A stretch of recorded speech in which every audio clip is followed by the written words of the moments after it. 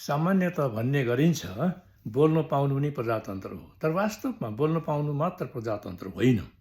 धैर्यताका साथ श्रवण गर्नु, बुझ्नु, अध्ययन विश्लेषण मनन गर्नु, त्यसपछि आफ्नो कुरो बोल्नु, त्यो हो प्रजातन्त्र। र त्यसै अनुरूपको आचरण गर्नु प्रजातान्त्रिक संस्कार हो। त्यसबाट पोजिटिभिटी र क्रिएटिभिटी निरन्तर बढ्दै जान्छ। प्रजातन्त्रमा इतिहास मेटाइँदैन, ऐतिहासिक धरोहरहरू भत्काइँदैन।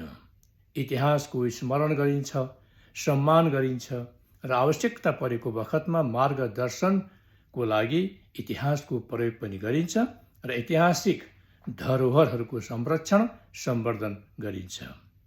प्रजातन्त्रको खातिर विभिन्न कालखण्डमा विभिन्न राजनीतिक दलहरूले गरेको जनआन्दोलन, क्रान्ति र आफ्नो जीवन उत्सर्ग गरेका शहीदहरूलाई दलगत रूपमा वर्गीकरण गरिँदैन।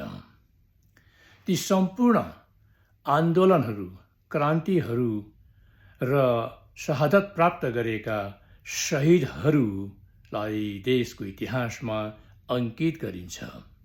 शहीदहरूको कुर्बानीकै कारण आज हामी प्रतिस्पर्धात्मक बहुदलीय प्रजातान्त्रिक पद्धति, प्रजातान्त्रिक गणतन्त्रको निर्धक्क उपयोग गरिरहेका छौँ। त्यसैले इतिहासको स्मरण गर्नु, शहीदहरूको सम्मान गर्नु सबैको दायित्व हो। राष्ट्रिय स्वतन्त्र पार्टीको आषाढ 7 गते चितवनमा सम्पन्न प्रथम राष्ट्रिय महाधिवेशनको उद्घाटन समारोहमा नेपाली काङ्ग्रेसको सभापति गगन थापाको सम्बोधन अत्यन्त स्वागत योग्य छ।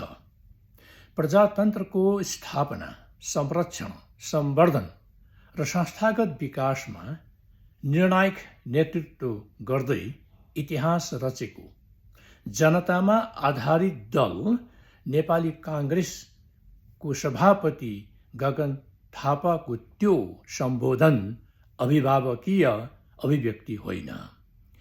त्यो सम्बोधनलाई अभिभावकीय अभिव्यक्ति ठान्नु पनि हुँदैन। गगनको त्यो अभिव्यक्ति करप्सन, नेपोटिजम विरुद्ध सुशासनको निमित्त निरन्तर सङ्घर्षरत एक सहयात्रीको अभिव्यक्ति हो।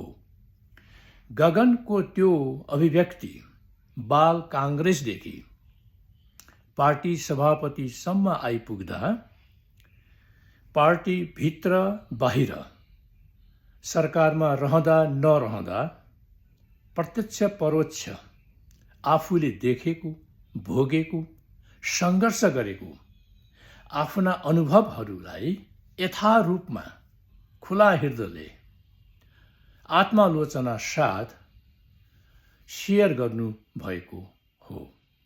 हुन त राजनीतिमा संलग्न नयाँ पिँढीहरूका लागि त्यो अभिव्यक्ति रियलिस्टिक, इन्स्पिरेसनल मेसेज, यथार्थपरक, प्रेरणादायी सन्देश पनि हो। प्रजातन्त्रमा नेतालाई बा मान्नु, भगवान मान्नु दास्ता हो। त्यस्तो सोच र प्रवृत्तिबाट मुक्त हुनु पर्दछ।